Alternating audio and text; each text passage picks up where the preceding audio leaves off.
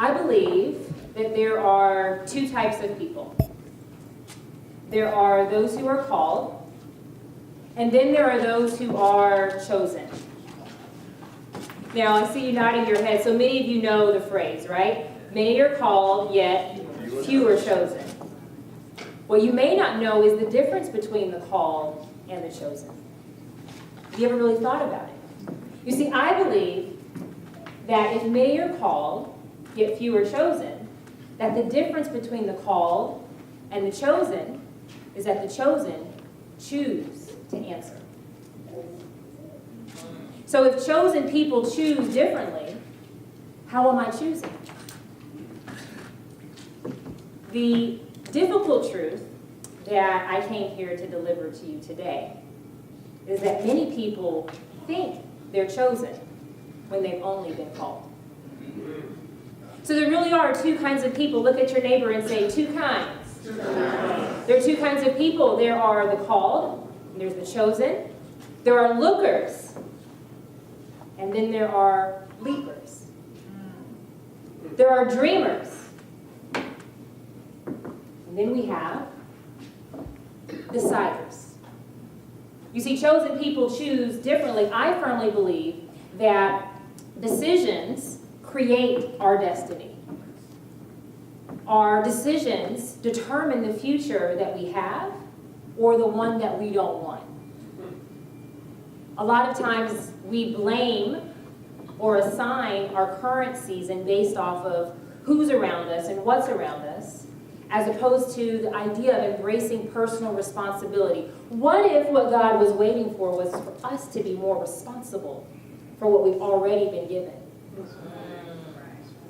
So there are two kinds of people, and I'm going to talk to you today about how chosen people choose differently, if that's okay. I have three people who said, that's I. I'm going to talk to you today about how chosen people choose differently. Is that okay? Yes. Because I don't believe we're here just to know we have a calling. And I find that many people are content with knowing that they have the potential to enter into their destiny. They have the potential to have a greater future. And we've gotten caught in this mentality that says, if it is to be, it will be. God works all things for good for those who love Him, but it also says those who are called according to His purpose. You forget that part. And so I'm wanting to maybe ignite this frustration, this sense of urgency, where you stop playing with grace, and you stop playing with your anointing. You stop playing with your purpose. You stop playing with your destiny, assuming that just because it's available, that it's automatic. Not the case. We don't necessarily enter into all that is available to us just because it's there, because that would make us spoiled little children. And many of us are operating as though we think we're chosen, but really we've just been called. So I'm going to talk to you about the three areas in which chosen people choose differently. But before I do that, I want to kind of explain to you why I think that we choose the way that we do. So case in point, this whole concept that decisions are what create our destiny. Two young boys really, were raised in the home of an abusive, alcoholic father. Their mother died at childbirth, and the father was so angry, frustrated, and really resentful that he took all of it out on his boys, on his sons. If you walked into the house before you could even open the door to make it in, the stench of the house would meet you and greet you before you walked in, because it wasn't well kept. It was dirty, it was filthy, it was an angry place, a dark place to actually live in. And these two boys were twins, and one of them was addicted to information. He loved to learn. He loved having a book and learning how to better his life. He saw something bigger, and he found that books and information taught him to actually believe in what it is that he was seeing, not around him, but inside of him. And so he would gather a spot in the kitchen where there were maggots in the sink, and debris piled up all over the place, but he would clear the debris just enough so he could have a place to reap. Now his twin brother, on the other hand, totally different experience. He was looking not for information, he was addicted to affirmation. And so he found himself hanging with the wrong crowd, in and out of juvenile detention facilities throughout his childhood, and by the time he was 21, he was on trial for a serious crime, potentially facing a life sentence in prison. And when you ask him as he sat in his prison cell, how did you end up here? How did you end up behind bars? He says, I am the way I am because of my father. Well, when you ask his brother, the one that was addicted not to affirmation but information, how did he end up getting a full scholarship to law school at Harvard and become a very successful, impactful, and influential attorney? He says, I am the way that I am because of my father. And so I want to submit to you that it's not just what we decide. I believe that how we decide is more important than what we decide. So often we have made clarity an idol. Let me let that simmer for a moment. We want to know exactly what to do, the right things to do, so that we take the right path and end up in the right place. And we know that choices are important, so we don't want to mess up. We don't want to screw up. We don't want to step out of grace. We don't want to step out of our covering. We don't want to step into the wrong space. Am I right? Is anyone following along with me? Is this true or false? Yes, it's true. And so we end up wanting to make the right decision. But as you can see with these two young men, two people, one environment, two dramatically different directions in life. I would submit to you that how you decide is more important than what you decide, because what you decide will be based off of how you see yourself. Yes. And what you see for yourself. Yes. I'm going to say that again. How you decide will be determined based off of how you see yourself and what you see for yourself. Because if we don't see more, if we don't believe that we should have more, that we are, dare I say, entitled to more, then more is going to pass us by. And let me tell you, it's chasing you down. The thing that I've learned about God and the thing that I've learned about God's love is that it chases us down every single day. I should have said this when I'm in Atlanta. Every day. All day, every day, in every single way. And what am I talking about with love? I'm talking, yes, about relationship. I'm talking about health. I'm talking about wealth. I'm talking about clarity. And I'm talking about everything that you need to become the person that you really are, to become that chosen person. He doesn't want it to be that difficult. Can we just receive that for a moment? That maybe it's actually supposed to be easy. And if it's coming at me in every which direction, maybe the reason I can't see it is because I really can't see myself. What I will choose and how I will choose will be based off of how I see myself. What do I see for me? And the Bible even says, I mean, there's this book I like to read. It's called the Bible. You may not have, but it's one of the best sellers of all time. It's been around forever. And in it, it says that the people perish because of a lack of vision. Another translation says they perish because they stumble all over themselves. Or I should say this, they have a lack of vision and they perish. I'll remix it. Rewind. Without a vision, the people perish. Another version says, without a vision, the people stumble all over themselves. So if you feel like you're doing this, going in circles, tripping, even as you're going in circles, the same circle you've been in, you're still tripping in the circle that you just went in, right? Sometimes it's just because we have a lack of vision, but I don't think it's always a vision about what's outside of us. I think that sometimes he's like, I'm not going to give you a greater vision as to what you can be and what you can do until I get you in touch with you understanding who you really are, how precious you really are. how important you really are, how smart, how brilliant, how gifted you really are, how much you are in opposite of what everybody else told you you are. And so what you decide will be based off of how you see yourself.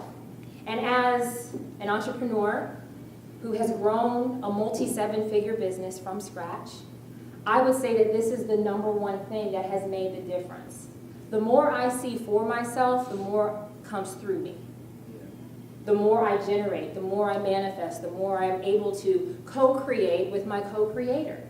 We're here to do the dang thing. We're created in the image of the Creator for the purpose of creating. But if I see myself somehow not able to create for whatever reason, right? If I see less for myself, then I end up doing less. I reach only as high as I actually believe I'm entitled to. Now, I'll say one other thing and then I'll move on. This word entitlement might seem like the wrong word. Might seem a little arrogant, self-centered, ego-driven. But I think it's a divine word. When I say entitlement, I'm talking about your birthright. Believing that I was built to birth amazing, incredible, brilliant, God-glorifying things in every area of every single corner of this world. Yes. That there are no limits because I serve an unlimited God. My company is called Me Unlimited. And it wasn't about me, but if we serve an unlimited God, that means me God's way, me without the restrictions, me without the limiting beliefs, me without the barriers, me without the stereotypes, me without the labels. But what if I were to operate in the fullness of a limitless me? And so when I'm talking about entitlement, I'm talking about you operating and embracing your actual birthright. I'm talking about your ideas, your dreams, your vision. Those are not just options on a buffet. That's your actual DNA. Are y'all going this way? No. Is it hitting you here? Yes. Take a deep breath in. When I'm talking about your birthright, I'm talking about what you're really here for. Chosen people choose differently. So we know that there are two kinds of people. We know that what you choose will be based off of how you see yourself and what you see for yourself. I also believe that there are two different kinds of decisions that we can make. So we know there are two kinds of people. How many? Two. How many? Two. And now I'm submitting to you that perhaps there are actually two different types of ways that we make those decisions. I learned this very personally at the age of 11 years old. I was sitting in the living room of the house that I grew up in Dallas, Texas, North Dallas, in the suburbs. All white neighborhood, the only chocolate girl, but also only chocolate family on the street. My brother and I were 2 out of 5 African American kids in the entire school. And I was used to being by myself. I was used to being alone. I was used to being, just different. Never got invited to spend the night at anyone's house. They could come to my house, but no, I could go to their house, but they weren't allowed to come to my house. And so I got used to watching other people live their lives. And so one day I was sitting in the living room just looking out the blinds. Now, for some of you who were more than just a baby in the 70s or 80s, you remember these things that were like aluminum blinds? They made quite the noise or sound. But I'm looking at these aluminum blinds and just waiting for something to happen. Nothing really happened. We lived in good neighborhoods, suburbs, nothing really going on outside. But I was just looking. And there's this lady who's walking by who I recognized. I knew she lived across the street and then 4 houses down from me. I didn't know her name. I knew she had 2 kids and a husband. Long ponytail, and it was all her hair. And she's walking fast, that ponytail is flaming, you can tell she's in a hurry, and I'm just staring. My parents had told me that you can't see into the living room, but we can see out. It was like, I guess, some kind of tinting that people couldn't see in, but we could see out. But all of a sudden, she stops dead smack in front of our house, and she just starts looking right at me. And I'm looking, thinking, she can't actually see me, and so I'm going to stare right back at her, although I know that staring is not polite. And she continues to stare, and all of a sudden, she does something that I'm also not expecting, which is she takes a step, and then another one, and then another one, and she proceeds to walk up the walkway of our house and rings the doorbell. And as my dad shouts from the back of the room, I'll get the door, I'm thinking, is there a scenario where I could possibly be in trouble for staring at somebody through the blinds? And she proceeds to explain that she just needs a babysitter for her 2 kids, boy and a girl. My dad says, do you want to do this? I'm like, yeah, sure, I'll do it. I've never done this before. And so in the next 5 minutes, between the time that she rang the doorbell and the time that she left, she explains to me how to make sure that her house does not burn down and that her kids do not end up in the ER, and gives me all of this information to an 11-year-old, how to watch her. I don't know, maybe they were 4 and 3 at the time, something like that. And she's out. And so I'm watching these 2 kids. I'll fast forward 2 hours later, she comes back home. And she says, how was everything? And I'm thinking, you know you raised Bebe's kids. You know exactly how my experience was. But somehow I managed to put the kids down to bed. Now mind you, they had never met me before. Put them to bed, cleaned all the toys and the disaster everywhere, and had everything in a nice peaceful state by the time she got home. And does anybody happen to have like a $1 bill or a $5 bill on them by chance? Pull it out, pull it up. Money, money, money, money. Actually, we have to do this. Got a 1? Here's Who's got a 5? 5 on it. Thank you so much. So she says, I forgot to go by the bank, and she pulls out, the value stays the same, even though I'm crumbling up the money. She pulls out this $1 bill and this $5 bill. And she says, I forgot to go to the bank. This is all I have, a 1 and a 5. Which would you like choose? And my 11-year-old self, thinking about how much work that I did on very short notice for 2 hours, I probably wanted to say, I would like both, please. But I felt too polite to do that. Too polite. And something in me felt greedy for wanting to reach towards the 5. And so because I felt uncomfortable about reaching for more, because I hadn't even thought about what my compensation might be, I was just trying to serve. Instead of reaching for more, I settled for less. And she even asked, are you sure? As I reached for it, she said, are you sure? And I said, I'm sure. Now, mind you, at 11 years old, as the only black girl in her class who was labeled a problem child, labeled as too much, labeled as someone who had a, what do they call it, citizenship problems, the checks on the boards. And it wasn't just that I was labeled a problem, I felt like I was a problem, like I was a burden. And so I didn't want to be out of order, I didn't want to be another burden, if you will. And so it seemed like the right thing to do to actually reach for less. And my question for you, as we understand that chosen people choose differently, when is it that you started reaching for 1s as opposed to striving for 5s? When did you start settling for what seemed like the polite thing to do, the polite thing to be, the polite way to show up as not to offend other people, as not to have people look at you as though you're demanding too much or wanting too much or being too much, as if that's even possible when you come from an all-encompassing God? When did you start settling as opposed to allowing more into your life? Because our choices also determine what we're ready to receive. They showcase, they're a mirror of what it is we believe we deserve, what we believe we are entitled to, yes or yes? Yes. And so this idea of less and more isn't about size, it is about significance. Because a chosen person is someone who's able to operate in what I call significance-soaked success. And if we don't realize at the most basic level that when we don't allow the opportunity for more to enter into our lives, when it's even right there and presented in front of us, if we don't allow that, we're saying, I'm not ready to align with the more that's available. I'm not ready to actually receive it and to embrace it, and then we keep praying for it, and then when it shows up, maybe in a way that we were unprepared for because we didn't know it was going to happen as quickly as it did, we actually turn it away.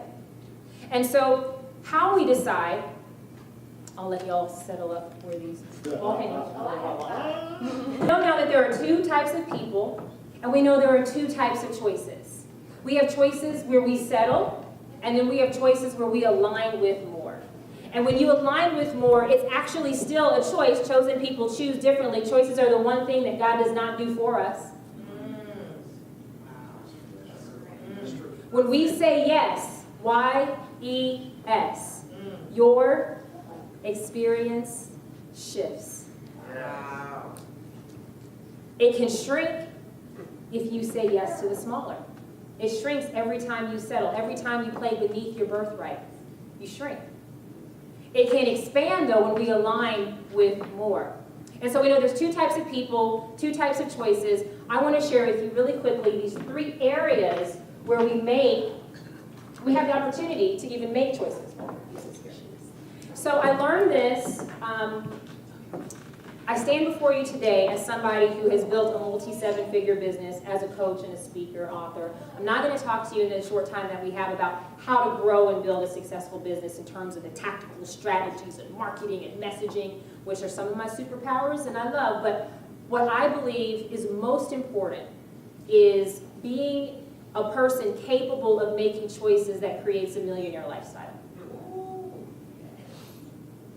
Is that okay? Yes.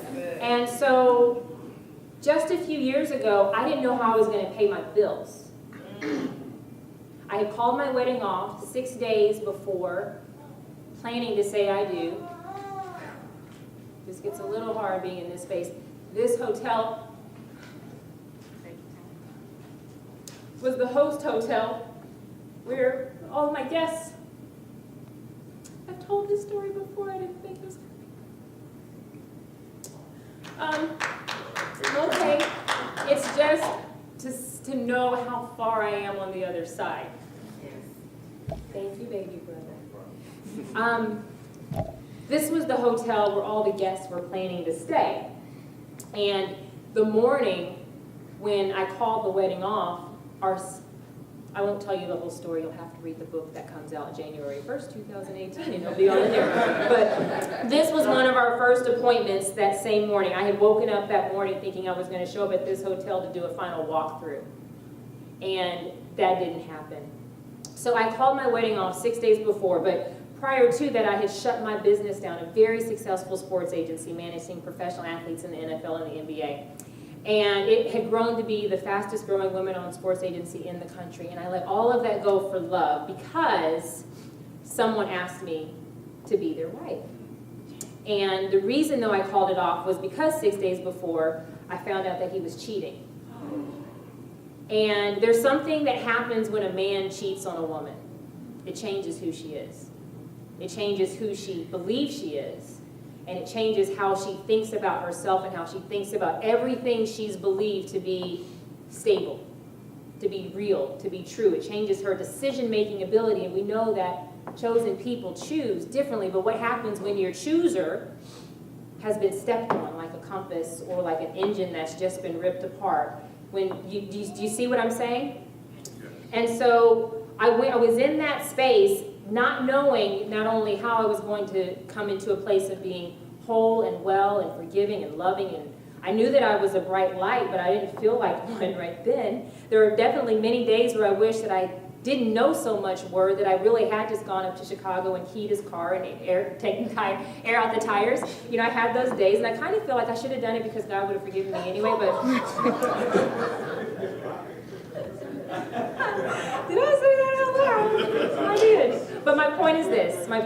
I went from being in that space, not knowing how I was going to pay my bills, with a Georgetown law degree, with everybody knowing, you know, how successful I'd been. There's some people in this room who knew me during that season as well, and feeling so dumb for being in a position where I had this very successful company, and now I don't even know how I'm going to pay my bills because I closed my business down for someone who I didn't know was cheating on me. And so what I'm going to share with you are these are three areas of choices that I made then that have enabled me to build a multi-seven-figure coaching business, and also to be in a season right now where my husband and I are I did get remarried. I got married to the right man.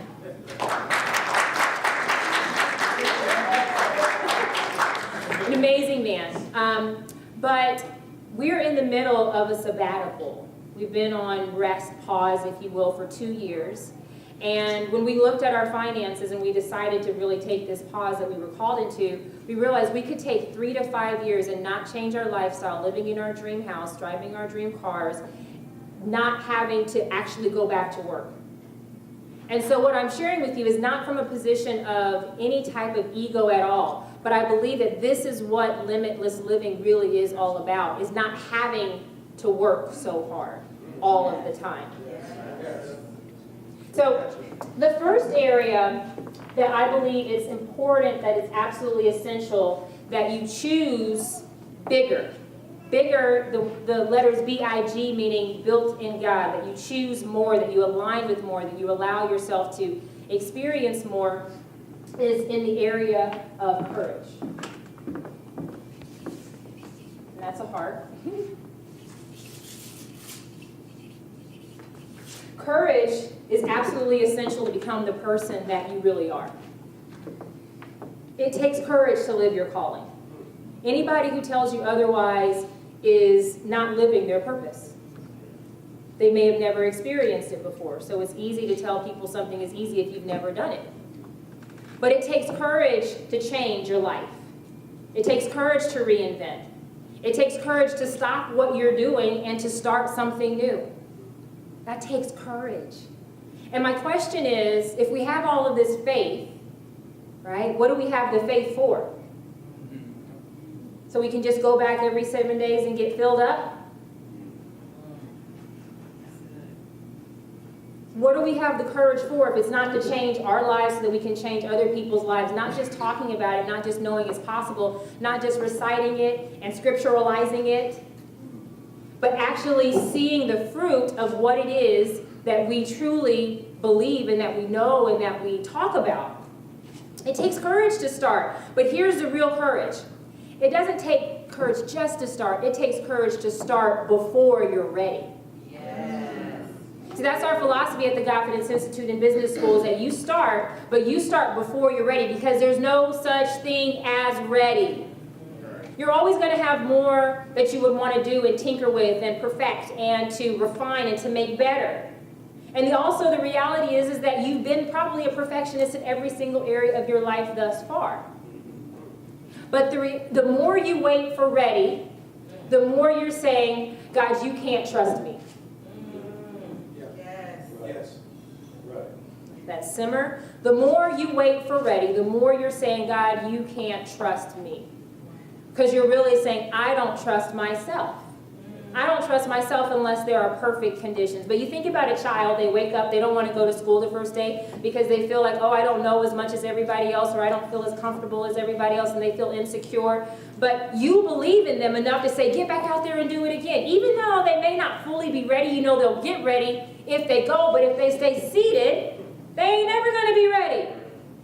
Parents, am I right? Yes. Am I right? Yes.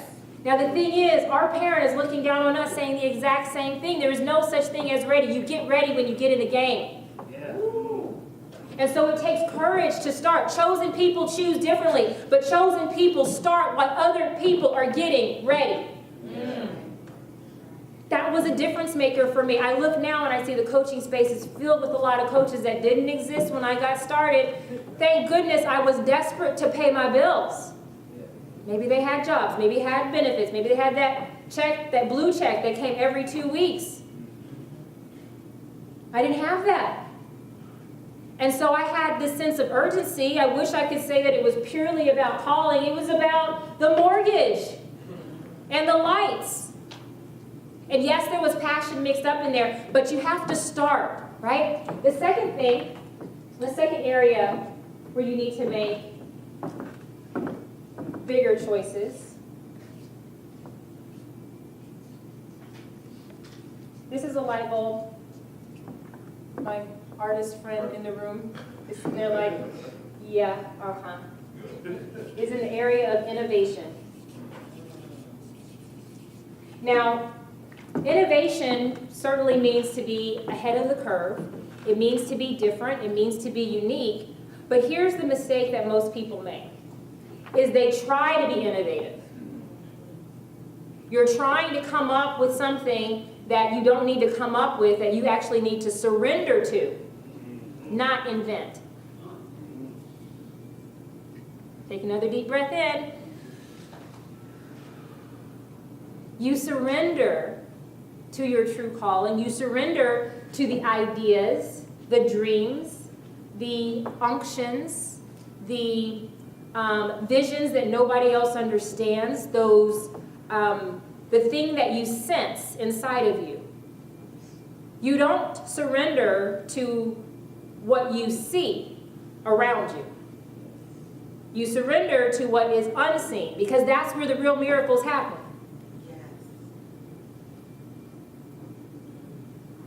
It's in the unseen. And a real creator, created in the image of the creator, is able to create what's never been created and bring the unseen into the scene, and that's the genius. Yes. That's good. That's the brilliant one. That's the brilliant person. That's the brilliance in you that you're suppressing by looking at everybody else. And I'm so annoyed with how prevalent social media is today, because it's given you an excuse to be a voyeur. You're no longer looking behind blinds. You're looking on Instagram and Facebook and Twitter and Snapchat. Right? So we have now become voyeurs, and we're looking at what's out there, and we're trying to compete with what is seen, but that is not how God ever moves. He never will. He never has. That's just not how it's going to happen in your life, in a way that is going to be limitless, and a way that's going to be, you won't be scared if I say the word anointed. Yes. If you want to be able to make a difference and you want to be able to change, it's not about what you see, it's about tapping into the unseen. And when you do that, it's naturally innovative, because guess what? God doesn't give you recycled ideas.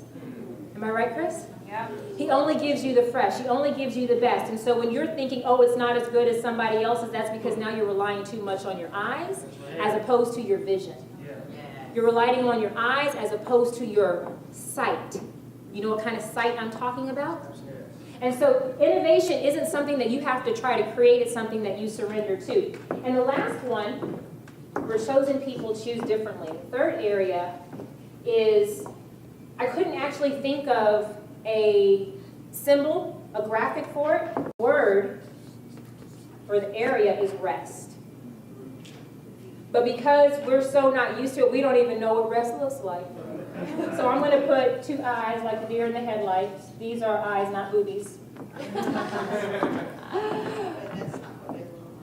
Rest is something that we may not know what it looks like, but it's necessary to a major shift. And I'm sitting in a season now of being in a place of rest. It's so good to be in this room and be in this space, and to remember how awesome it is to be in the mix of transformation and breakthrough. But you can't give what you do not have. Yes. Yes. You really can't. And we have learned to operate on fumes as though it were normal. Sundays have become work days. We actually feel guilty for stopping and pausing. Yes? We feel guilty when we're not doing something. Now, there is a need not to be lazy, but there does come a time where it is important to pull back, to get into a place of stillness so that you can pause and be sure that you know, that you know, that you know. That you can just rest in your power, you can rest in who you are, what you're called to do, who you are assigned to, and can't nobody on the planet tell you any different. That's from my grandmother, Nancy Cloud. You cannot get to this space and this place if you're chasing other people's tails. You were not built to chase. Everything that is supposed to be in your life, God has designed you already to attract. But sometimes we're so busy that we can't receive it or see it. And we're trying to compete, we're comparing. We're even comparing ourselves today with our regrets of yesterday. I felt that really important for someone over here in this side of the room. Don't even know you, but I feel it very strongly. Yes? The regrets of yesterday, Just have to let those things go. And you can be resting in terms of not doing something physically, but your mind is still worried and busy and active. And so these three areas are what I have learned about what it takes to have significance-soaked success, to operate truly as a chosen person, not just somebody who is called. And to be able to be in a position where you have a God-glorifying level of impact, where you also win. I believe that believers are built to win. Like this whole idea that it's somehow divine and holy for us not to win, that's really a bad brand that we're representing of God. So we're built to win. We're built to be of impact. But in order for us to do that and to end up in a place where we have joy, we have health, so important, where we have wealth, and we truly have impact, and we enjoy the process. I see so many people who are living in ministry, if you will, whatever you want to call it, business or ministry, I think it's the same thing, both meet a need. And they're physically sick, their families are a wreck, and they're not happy. That's not good. That's not limitless. That's not chosen. And in order for us to embrace and experience and have all of those things, we have to learn how to choose differently, choose in alignment with our birthright, choose in alignment with our dreams and our goals and our desires. And the last thing that I'll share with you, two last things. One is doing these things has enabled me to really pause. And it's in that pause that the shift happens. If you take nothing else from what I said, usually I'm up talking about here's all the things that you need to do. This is a very different type of talk for me to say pulling back is the only way to really propel forward. When I had my heart broken, that opened up a whole new life of coaching. I was opening up a multi-seven-figure business-based, Christ-based ministry that I didn't even know I had inside of me until I had lost me. And I'm in this season again as well where the reinvention strategist is now reinventing. And realizing how important rest and health really is for longevity. But because in both seasons, I started before I was ready. I followed the truth of what I was truly passionate about, so I was naturally innovative.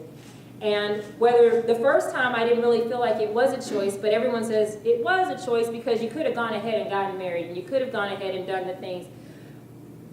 In my view, that wasn't happening. It was healing that was the hard part, not calling the wedding off, it was the healing, but I still had 10 months of rest before I stepped into this world of coaching and helping people. And so these things are the things that have enabled us to just be able to sit back and relax while everybody else is working really hard. And my prayer for you, if it's okay that I have one for you, my intention for you, is that you would be able to operate in a place of ease and not effort. That you would start before you're ready, that you would start when the window is open. Being in environments like this, with a visionary like this, like the Chris who put this together, so many people take these moments for granted. And they come in and they leave the same because they think this is just another piece of shelf help, a live experiential shelf help, as opposed to shift help. And this room in particular, this exact configuration is important to me because 5 years ago, I had an event called the Launch Your Dreams Tour. This was the first stop, one of the first stops. And 150 people showed up. And at the very end, there was a young lady who sat in the very back. And she was waited for everybody to leave. She comes up to me at the very end. We were standing right about here. And she says, Marshawn, and tears are rolling down her face. She says, you changed my life. And I said, thank you. A lot of people had said that. I was like, you're welcome. God bless you. I'm so glad. What'd you take away? And she says, you don't understand. You changed my life. And she couldn't find the words, so I just hugged her. We prayed and talked to her a little bit more, and then she was on her way. I saw her again a year later at a place where I was speaking. I didn't remember her right away. But she reminded me of how she sat in the back and how she came up to the front of the room at the very, very end, and she said, I kept trying to tell you, you changed my life. And then I remembered her face. I remembered her tears. I remembered her yellow blouse with her black blazer. I remembered everything about her in that. I remember how her hair looked. And she said, what you didn't know was that morning I had planned to commit suicide.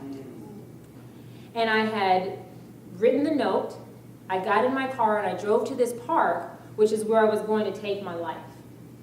And when I got to the park, the gates to the park were closed, which had never happened in all of the years that I lived in the city before. And she's like, she didn't know what to do next. She picked up her phone and checked her email, and there was an email. She said, there was an email from you where you said, see you soon. This is where I gained a holy appreciation for marketing. She had an email from me saying, see you soon, and she realized that she had bought a ticket to the Launch Your Dreams tour in this room. She sits in the back, listens to me talk for 4 or 5 hours, who knows what, on a flip chart about dreams, purpose, vision, how your message, how your drama really is just directing you to a greater destiny, how God is trying to open up something inside of you. It didn't happen to you, it really did happen for you. And she said, when I say you changed my life, you saved my life. And she handed me her book.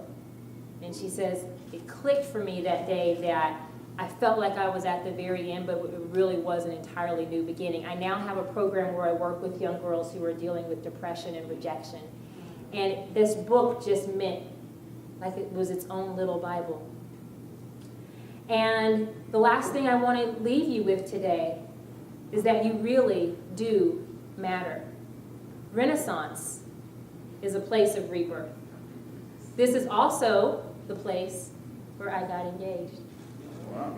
And so I want to encourage you to start where you are, to use what you have, knowing that what you have is already more than enough. So walk as you already are, as chosen. God bless you. Thank you so much.